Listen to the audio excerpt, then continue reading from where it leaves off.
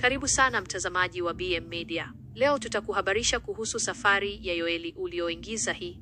Yoeli alikuwa kijana mwenye bidii na hekima, aliyeishi katika nchi yenye ukame na changamoto nyingi. Tofauti na wengi waliokata tamaa kutokana na hali ngumu, Yoeli alikuwa na moyo wa imani thabiti. Alitumia muda wake mwingi kujifunza maandiko na kuomba, akiamini kwamba Mungu anaweza kubadili hali yoyote. Maisha ya Yoeli yalishuhudia majanga makubwa, ikiwemo uvamizi wa nzige ambao uliharibu mimea yote na kuacha nchi katika njaa kali. Watu walilia na kukata tamaa. Hata hivyo, Yoeli hakukata tamaa. Alisimama imara na kuwahimiza watu kumgeukia Mungu kwa toba ya kweli. Alitoa wito wa kufunga, kuomba na kutubu, akiamini kuwa Mungu ni mwenye huruma na atawasikia. Sauti ya Yoeli ilisikika mbali na karibu. Watu waliguswa na ujumbe wake wa matumaini na toba. Walikusanyika pamoja, wakifunga na kuomba kwa bidii. Na kweli, Mungu aliwajibu. Aliwaondolea nzige, akawapa mvua nyingi, na nchi ilianza kustawi tena. Mashamba yalitoa mazao mengi, na watu walishangilia kwa furaha na shukrani.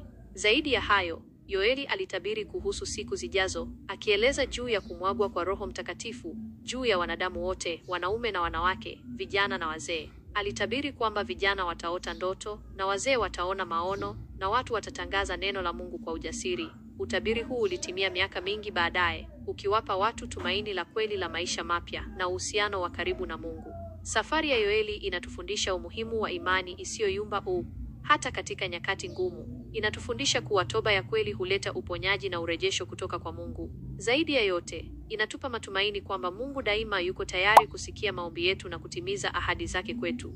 Tafadhali usisahau kusubscribe channel yetu kwa mafundisho ya kibiblia.